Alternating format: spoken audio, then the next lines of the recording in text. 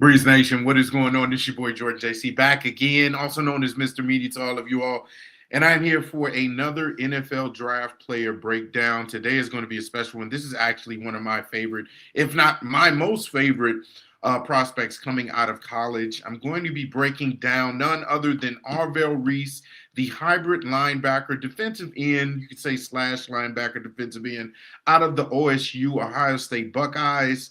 And this is one of the can't miss prospects. I think come draft time, this is a player who is going to be at the top of a lot of people's draft boards. He's already projected to be a top 10 pick. I think that, even when I talked about the other previous prospect and Ruben Bain Jr., he could be competing with him for being in the top 5 and top 10. And so what I'm going to be doing, obviously, as last time, is I'm going to be breaking down his positives, his strengths, versus his weaknesses, and then also obviously how he can impact being on a Bears team. There's a lot of different needs on the defensive side, as we talked about before, and could he be a potential candidate for being on the Bears? Do we think that he's someone who will impact being on the Bears? If he were to be on this team, obviously that means that Ryan Poles has to do some trading up if you were to get a prospect like a Arvell Reese. But let's talk about the potential of him being on this team. So we're going to start out obviously with his measurables. 6'4", 243 pounds. His 40 time is elite. He is clocked in at 4.52. So this is a dude that has elite speed at his position and for his size. As I mentioned before, he is projected to go top 10 in this draft. His career stats, or rather his stats for 2025, 69 tackles and 7 sacks. And so you can see right there that he was highly productive just all around the field, tackling and also making sure that he put pressure on the quarterback. And so at the next level, the question is, well, where does he play? Where does he fit? He played roughly half his snaps as an edge rusher, but he also, as I mentioned before, was a box linebacker in 2025. And he produced decent numbers. Those are decent numbers from both those positions. And so the question is, what will be his full-time role at the next level, or will he be used kind of as a Swiss Army knife, as somebody that's versatile? And so let's get right into some of his strengths. I know you all probably saw it in the thumbnail. I'm going to be giving a meaty rating at the end of all of this. I'm trying to make it a little bit more fun and more personable. As you all know, I love a good steak, and so some of these prospects, they come off pretty meaty. They're either going to be 3 categories. It's going to be a prime steak, a prime cut, which pretty sure this guy is going to be a prime cut, or you have your choice steak and you have your select steak. And so different cuts. I think that you have prospects who are going to be elite prospects. Then you have those that are also going to be very good prospects, your mid-tier, mid-round prospects, and then those select cut steak prospects who there's a trait in them that you see that you possibly can develop, or that they have upside, but they haven't fully met their potential. Their expectation is lowered. Their ceiling could be high, but they don't necessarily have all of the traits down pat, or they have to develop certain things about in their game to be a ultimate prospect at the next level. And so we're going to have some fun with this. But let's get into Arvell Reese, the OSU linebacker, defensive end. And so some of his strengths or positives right off the back, as I mentioned, is his sideline to sideline speed. It is elite. It is very legit when it comes to attacking the run. He is someone who attacks running backs. He can catch them off guard with his pursuit angle. He can also catch them off guard with his closing burst. This is a guy who has no problem tracking down even elite running backs, speedy running backs.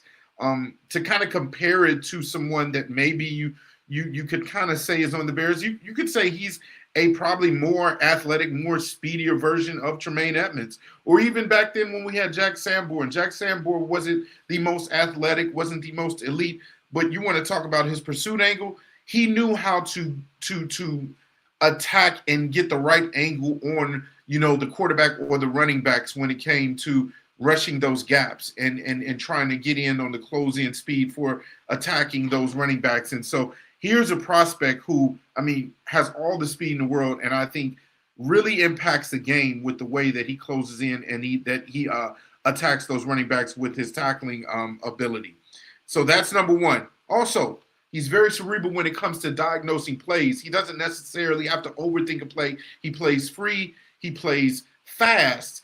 And because of his ability to kind of diagnose a play very well, that allows him, again, to be aggressive in the way that he attacks it. He has a lot of power. This is not just a player who is kind of long and lanky. He also has decent power at the point of attack.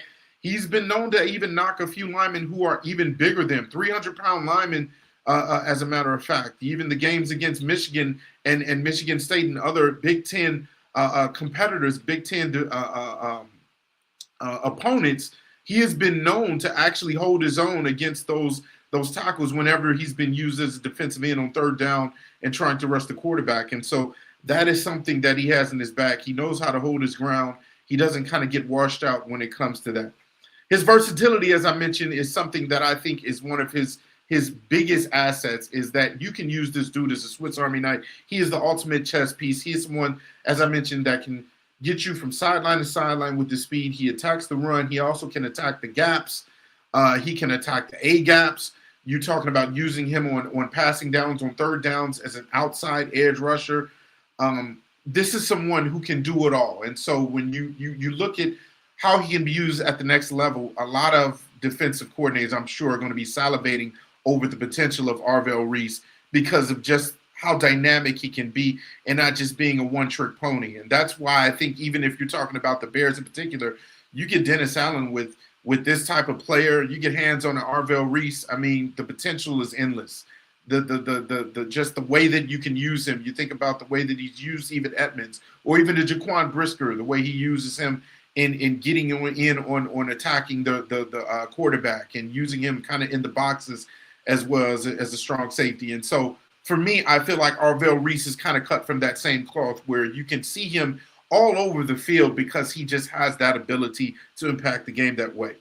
Long arms, great hand usage allows him to not kind of get tied up when it comes to him attacking certain gaps. And also he's able to kind of shed off the blocking of the pad level as whether when it comes to shedding those offensive tackles that try to kind of stop him and gaining towards the football.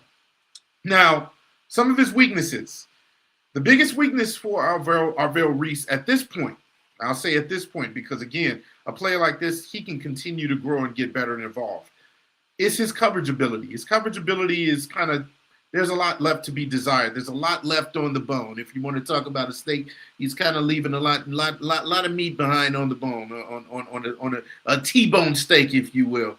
The coverage issue is one of the biggest issues because he doesn't get a lot of depth. And when it comes to, like, say, the play action, there's a lot of times where he pursues the play, and if he gets kind of faked out of the play, his ability to kind of regain his position or to get back in coverage is a little, it needs work. It needs development. I won't say it's a weakness, but it's something that he can continue to improve on.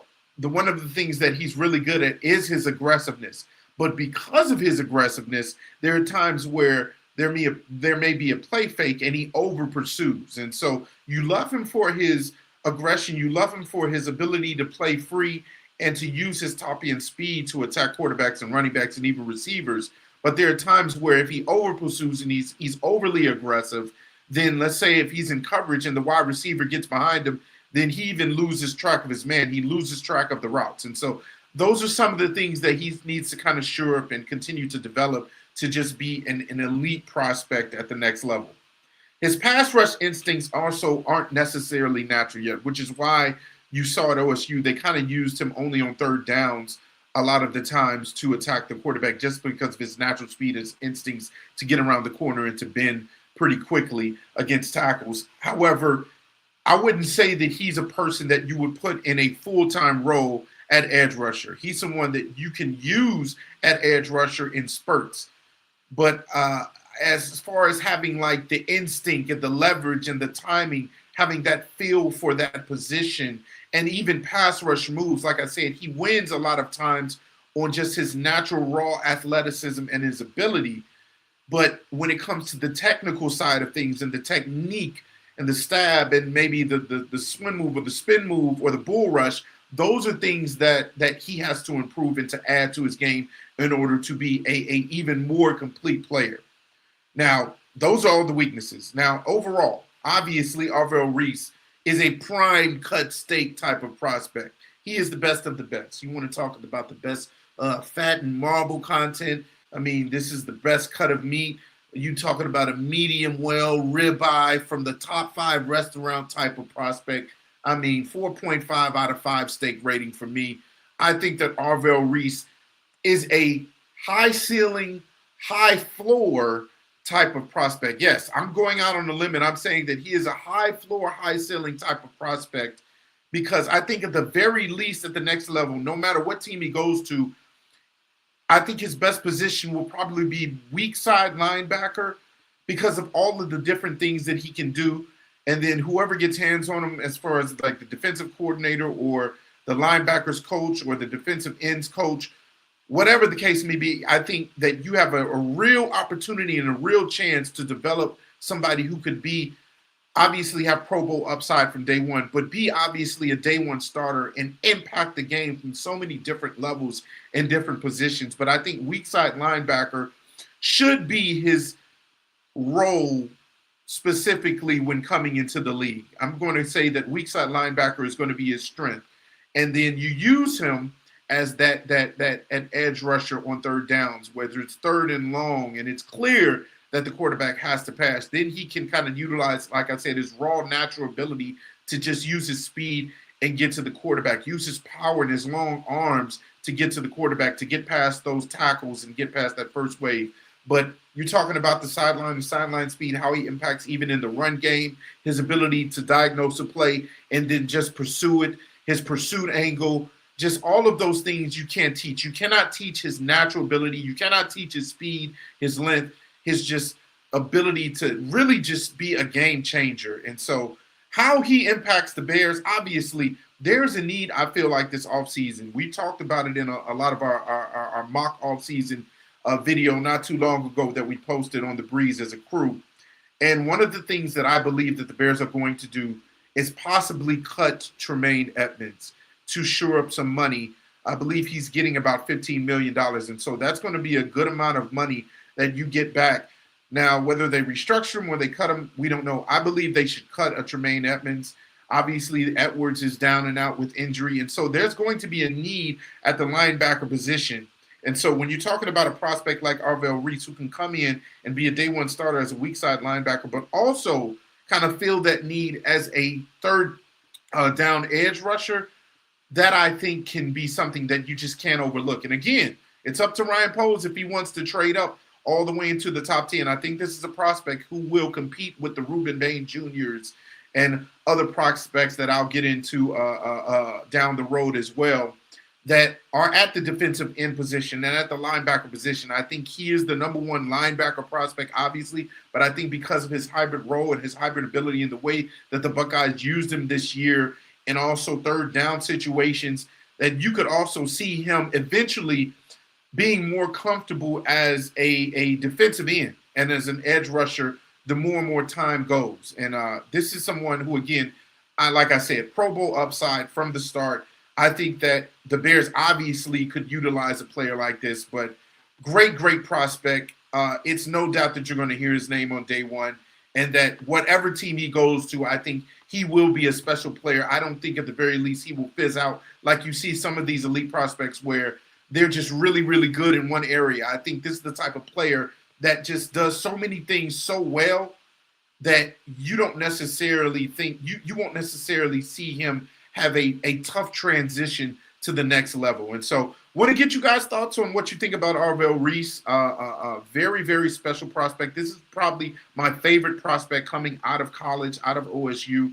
And obviously I'll be down there with you all in the comment section on how you all feel about Arvell Reese. How do you think he will impact the Chicago Bears if the Bears were to trade up and get a guy like this? Because I do not obviously think that he will be there at 25. There's no way. That's a pipe dream if he somehow gets all the way down to us at 25. That would be crazy. But do we go that route? Do we trade up and do we get an Arvell Reese to impact and change the dynamic of this defense? Let me get your thoughts. And then until the next player breakdown, I'm Mr. Meaty, George JC. See you all, guys.